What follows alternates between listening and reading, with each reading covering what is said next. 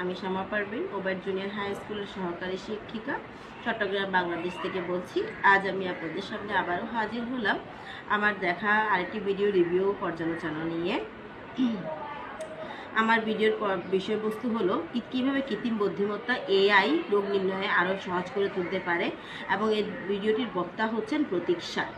যেখানে প্রতীক্ষা বর্তমানে কম্পিউটার অ্যালগোরিদমগুলি মানুষের বুদ্ধিমত্তার মতো উচ্চ নির্ভুলতা এবং অবিশ্বাস্য কাজ করছে।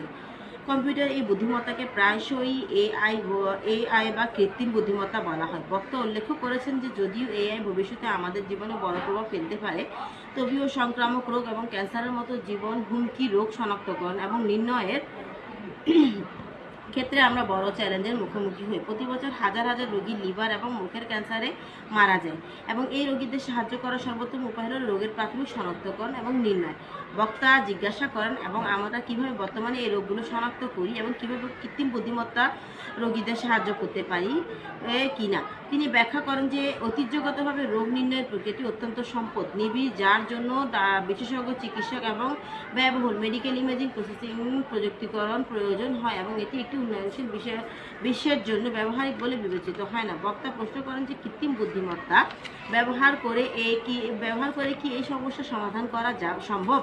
প্রতীক্ষা তার দলের উদ্ভাবিত ও প্রচলিত কৃত্রিম বুদ্ধিমত্তার অ্যালগোরিদমগুলির কথা উল্লেখ করেছেন। তাদের দ্বিতীয় লক্ষ্য ছিল রোগীদের স্ক্রিনিংয়ের জন্য ব্যয়বহুল মেডিকেল ইমেজিং প্রযুক্তির ব্যবহার কমানো। প্রথম লক্ষ্যের জন্য ঐতিহ্যবাহী এআই এর মতো হাজার হাজার ব্যয়বহুল মেডিকেল ইমেজ দিয়ে শুরু করেছিলেন। সেই চিত্র থেকে তার দল বিলিয়ন বিলিয়ন তথ্যের প্যাকেট বের করার একটি উপায়, যার মধ্যে রং, পিক্সেল, জ্যামিতি এবং মেডিকেল ইমেজ রোগের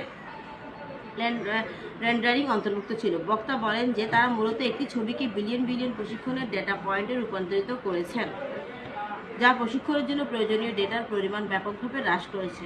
ধন্যবাদ।